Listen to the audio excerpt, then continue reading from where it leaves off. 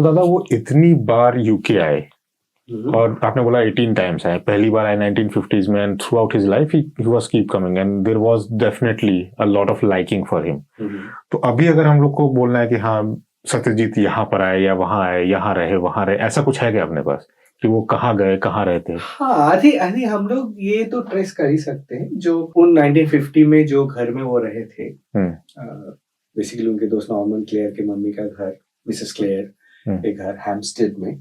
तो वो घर हमको पता है कहाँ है? हाँ, आपको पता है? Okay okay. वो घर का एड्रेस है 50 विलोबी रोड। एंड रिसेंटली हमने वो घर को एक जो इंग्लिश हेरिटेज जो होते हैं, इंग्लिश हेरिटेज को हमने एक एप्लीकेशन दिया था। ऐसे यहाँ पे जो हेरिटेज हाउस होता है उसको वहाँ पे ब्लू प्लाक लगता है, वहाँ पे तो बोलते हैं कि ये बंदा यहाँ पे इस टाइम तक था। तो हमने वो सबमिट किया है एंड वो अभी फिलहाल प्रोविजनली अप्रूव हुआ है। यहाँ का सरकारी मामला है, टाइम लगेगा, उनका टाइम लगेगा। पर हाँ, मतलब अभी आई थिंक सत्यजीत के नाम पे, सत्यजीत रे के नाम पे यहाँ पे एक फॉर्मल रहेगा, एक ठप्पा लग जाएगा, ठप्पा लगेगा। हाउ डिड यू ट्रैक कि ये वो एड्रेस और वो घर है, या आपको मिला कैसे?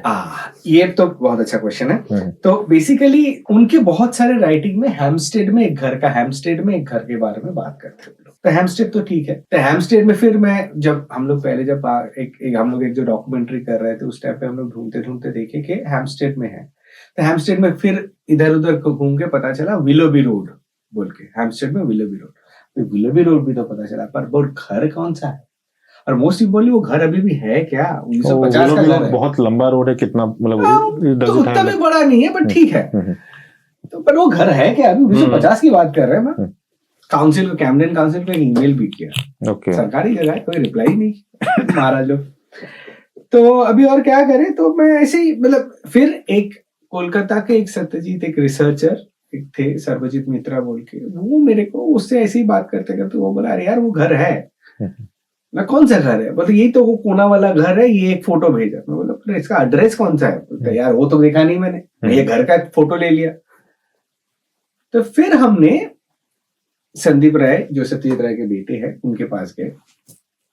तो उनकी बेसिकली संदीप राय की जो वाइफ है ललिता राय, तो उन्होंने मदद किया। उन्होंने मेरे को एक एनवेलप भेजा जहाँ पे वो एड्रेस लिखा हुआ था। ओके।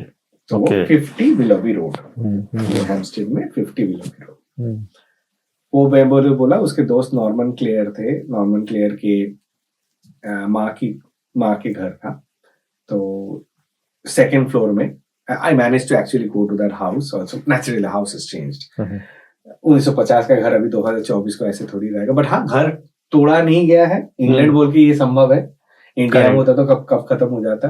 अपार्टमेंट बन जाता, कुछ नहीं हुआ। घर हाँ अंदर में बहुत सारे चेंज हुआ है नेचुरली, बट हाँ सेकंड फ्लोर में गया था and all this things. And अभी जो करंट ओनर है वो they were supportive completely with that idea कि हम ब्लू प्लाक के लिए सबमिट करें एंड ऑल दिस थिंग्स। हमने किया है। तो जिनके पास आप गए उनको बताया कि हम सत्यजीत रे के बारे में बात करें, वो जानते थे क्या? उनको नहीं, सबसे ये तो एक मजे की स्टोरी था। ये स्टोरी क्या था कि हमने तो घर के सामने पहुंच गए, मैं और मेरा एक दोस्त था अरिजीत बैनर्जी बोल के, हम दोनों तो पहुंच के, उसके हाथ में कैमरा था, मेरा था, हम तो पहुंच गए। तो पहुंच के बेल बजा रहा हूँ, कोई खोलता नहीं है, कोई कुछ नहीं है। तो बहुत देर तक बेल बजाया, कोई खोला नहीं। बोले यार घर पे तो कोई है नहीं शायद। तो मैं वो बोला कि एक काम करो, वो अरिजीत था, वो मेरे को बोले काम करो, एक पेपर में लिख के दो कि ये बात है, मैं ये सत्यजीत रे और ये सब के बारे में, तो ये नाम फोन नंबर देके छोड़ दो। तो वहां से मुझे याद है, वहां से मैं हैम्पस्टेड में इधर उधर घूम के मैं ह्यूस्टन आया। ह्यूस्टन से ट्रेन में चढ़ रहा हूँ, मेरा फोन का मुझे याद है, मेरा फोन का चार्ज खत्म हो गया। तो ह्यूस्टन में जाके ट्रेन में चढ़ के वो चार्जर में लगाया, देखा एक मिस कॉल, फिर एक टेक्स्ट मैसेज कि ये वी आर इंटरेस्टेड। तो फिर वो I called them up. So the lady's name was Marilyn Fricker, pretty senior lady, but she had no clue about Satyajit Ray, but she did a research after that. Okay. And they said he seems to be a great man. Okay. And then I gave them a lot of gyan, which you are doing now, basically. I didn't want to, but I gave them a lot of gyan, and then they, as I said, they invited me to their house, and then we worked on the Blue Plug form together. They provided all the inputs and everything, and then I submitted the Blue Plug application last year April, अच्छा. And this year October they have provisionally approved it subject to address So verification. And that will 2024 again take October. Yeah. that will again take 2 years. 2 years. ओहो. सरकारी जगह है. सरकार सब जगह पे same. Horrible ना. Horrible. सरकार सब जगह पे सेम है. हाँ, ये बात भी सही है. आई थिंक मैंने रीजेंट स्ट्रीट पे एक ब्लू फ्लैग देखा हुआ है. आई थिंक जेन ऑस्टिन का है. तो मतलब बहुत मतलब ऐसे जैसे अपन ऑथर हैं तो अपन देखते हैं कि एक ऑथर इस घर में आके रहा था तो ना बहुत प्राइड की फीलिंग आती है. और अगर वही प्राइड अगर एक इंडियन क्योंकि क्या होगा उनके घर के आगे कैसे फ्लैग लग जाएगी जैसे कि वो कौन से ईयर से कौन से टाइम पे he lived there. So it be a really really feeling of pride. I mean kudos to you that you went all through that trouble and did that. और एक पर ऑलरेडी वहां पे एक इंडियन का ब्लू फ्लैग है वैसे. अच्छा कौन? रविंद्रनाथ टैगोर. ओके, वो भी उसी वाले में है. उसी वाले में 5 ईस्ट विला में उनका घर है. And that's already a blue flag house. He stayed there in 1912 to 1912. अच्छा, वो एरिया ही काफी ऐसा लग रहा है कि Indian side. Hampstead area at one point of time I would मैं तुम लोगों को बोलूंगा कि अभी भी मैं बोलूंगा एक बार वो हैम्पस्टेड स्टेशन में जाओ, जाके वो विलोबी रोड के इस एरिया में जो हैम्पस्टेड हीथ है, walk on that place. You'll find lot of blue flags, huh? Blue flags तो है ही, बट वो ना एकदम कैमडन के बाजू में ही है. जोन 1 या जोन 1 में ही आता है लंदन में. सेंट्रल लंदन के एकदम बीच में तुम्हें लगेगा 100 साल पीछे चले गए. ओके. अच्छा. वो जगह मतलब वहां पे कौन नहीं रहा. वहां पे आगाथा क्रिस्टी रहे हैं, वहां पे सिगमंड फ्रॉयड रह चुके हैं, डीएच लॉरेंस रह चुके हैं, चर्चिल रह चुके हैं, रिचर्ड बर्टन रह चुके हैं, कीट्स का घर है वहां पे. वाओ. तो उस एरिया में अगर अब देखो ना, मैं उस रोड से जा रहा था ना, वहाँ उसका एक पब है, वो भी बहुत पुराना पब है. मैं सोच रहा था यहाँ पे ये पब में कैसे बातें होगा जब शाम को ये लोग मिलेंगे, मिल बैठेंगे 3 यार जब होगा तो ये कैसे कैसे मतलब if you look at that area na, it's a completely different, it has a completely different outlook. All the houses there are more than 100 years old. And again, every second a third house you'll find a blue flag. Every second a third house. तेरे घर के बगल में इतनी अच्छी जगह है और तू कभी गया नहीं. घर के बगल में नहीं है भाई. अरे एक यार, घंटा लंदन दूर है. ठीक है, लंदन में तो रहता है. नहीं ऐसा नहीं है भाई. मुझे पता है हैरो से, मुझे एक बार हम वापस आ रहे थे और एक बंदा लंदन के उस साइड पे रहता है, तो हैरो से हम बर्मिंघम वापस आ गए, वो लोग तब तक घर नहीं पहुंचे. I know. लेकिन दादा मेरे को एक चीज ऐसी लगी है जो मुझे बड़ी इंटरेस्टिंग लगी. आपने जब उस लेडी को बताया कि सत्यजीत रे नाम के एक पर्सन यहाँ पे रह चुके हैं, हमारे पास प्रूफ है, एंड उसने रिसर्च किया एंड उसने बेसिकली बिफोर बिकेम इंटरेस्टेड आपने उसको ज्ञान दिया. क्या आपने उनको बताया कि आपने जो भी ज्ञान दिया उनका क्या रिएक्शन था? आई वांट टू अंडरस्टैंड कि बेसिकली इन्फ्लुएंस जो किया है सत्यजीत रे ने सोसाइटी. उनको बहुत अच्छा लगा कि मेरा घर जो है, ये घर में कोई एक बड़ा इंसान रहा है, एंड ही वैलिडेटेड, उन्होंने वैलिडेट करके देखा कि ये बंदा बहुत बड़ा है. तो घर के सामने एक ब्लू प्लैक रहेगा तो इट्स उनके घर के लिए, उनके प्राइड के लिए, एंड एवरीथिंग इज बेटर. पर हाँ, वो नाम सुन के इन्फ्लुएंस नहीं हुए थे. So what influenced them? It's the fame. It's the Oscar. Okay, he's an Oscar-winning director. Oscar-winning director, you know, who has stayed in this house, which makes a lot of difference to that house. Yeah. But if you want to go back and if you want to talk about, you know, the movies, you know, if you want to talk about the society, look, Satyajit Ray's films were always very India-focused films. Okay.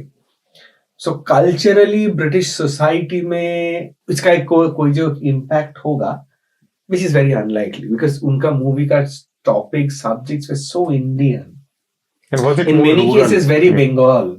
No, not always. Not always. It's you know, he had a you know, city chronicles and all these things around that. पर जैसा आपने बताया था कि he was influenced by Western music, Western media, Western books until he was introduced later Shanti Niketan में. तो उन्होंने जो अपनी मूवी थी वो वेस्टर्न इन्फ्लुएंस के साथ क्यों नहीं बनाई?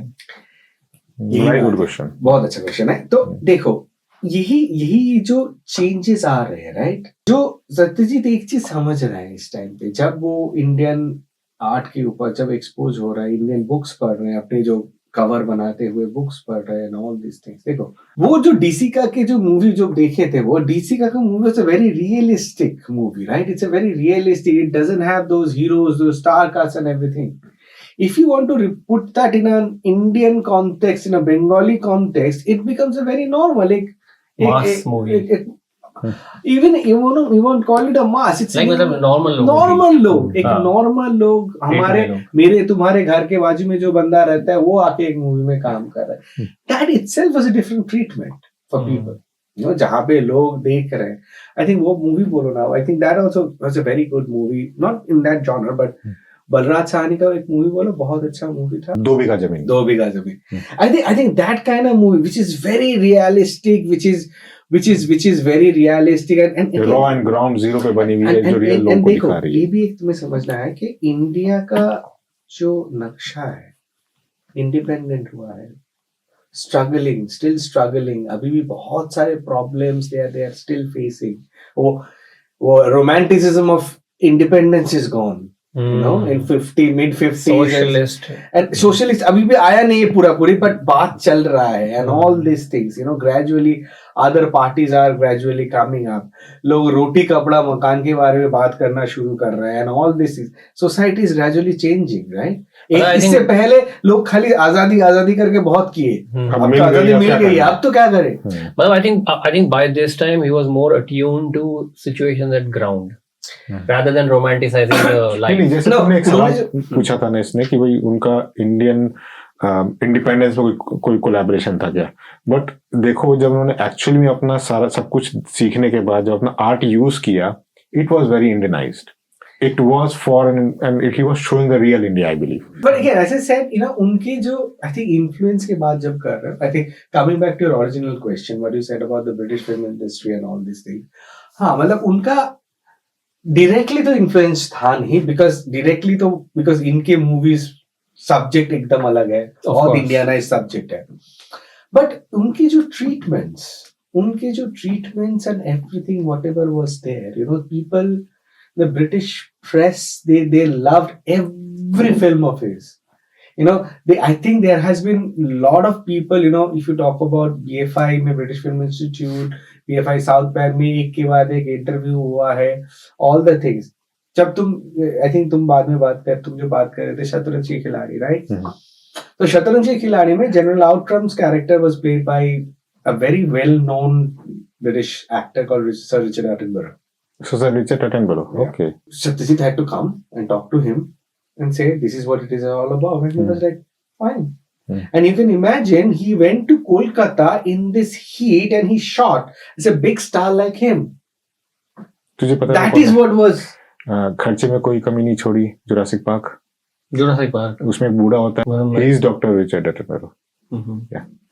और उसके जो भाई है उनका तो बहुत सारे चलते हैं ना, डेविड एटनबरो जो environment and all this, right. नहीं, आप बोल रहे हो कि यहाँ he was a darling of UK film society because of course he had friends and all, but was his movies at that time, जब 1950s में आई थी या 60s में आई थी, technical level जो movies का था, was it at par at British movies? Not just British, it was the international. So that's the reason. If you see what was it unique in his movies? So I think I think at that point of time, I think look, उस time पे अगर जो सब बड़े directors के बात लोग करते हैं, you know, and Kurosawa and all these people, you know, उनके साथ he used to be treated as a Bergman, you know, all these people, you know, Bergman. इनके साथ इनका नाम एक साथ दिया जाता because of the, again, think about this. The language is entirely different. Yes. The world audience is watching. You know, Venice film Venice में Golden Lion लेके ही जा रहे. मतलब हर एक मूवी उनका आ रहा है and they go in there and they are getting that thing because of, you know, हम लोग, मुझे याद है हम लोग जब वो छोटे थे, जब वो संडे करके दोपहर को दूरदर्शन में थोड़ा रीजनल लैंग्वेज मूवीज आती थी, राइट, जिसे सबटाइटल से पढ़ते थे. या कुछ मूवी अच्छा भी होता था वहां पे. अब तो बहुत सारे ऐसे नेटफ्लिक्स में हम लोग तो बहुत सारे तमिल तेलुगु ऐसे बहुत सारे मूवी देख लेते हैं, नहीं तो they are very good, right. तो वैसे मतलब वहां पे जब हम देखते हैं सबटाइटल से कॉन्टेक्स्ट लेते हैं, बट ओवरऑल हम देखते हैं, राइट. तो वही जो उनके जो visual treatment of it, the music, the camera, the cinematography, the overall, the way he was making the way he was doing, and the best part was the way he was doing it the cheapest possible cost. You know, he was doing it, and he, you know, And that is what was making changes. So did his movies never made money? That's It what made money. Mhm.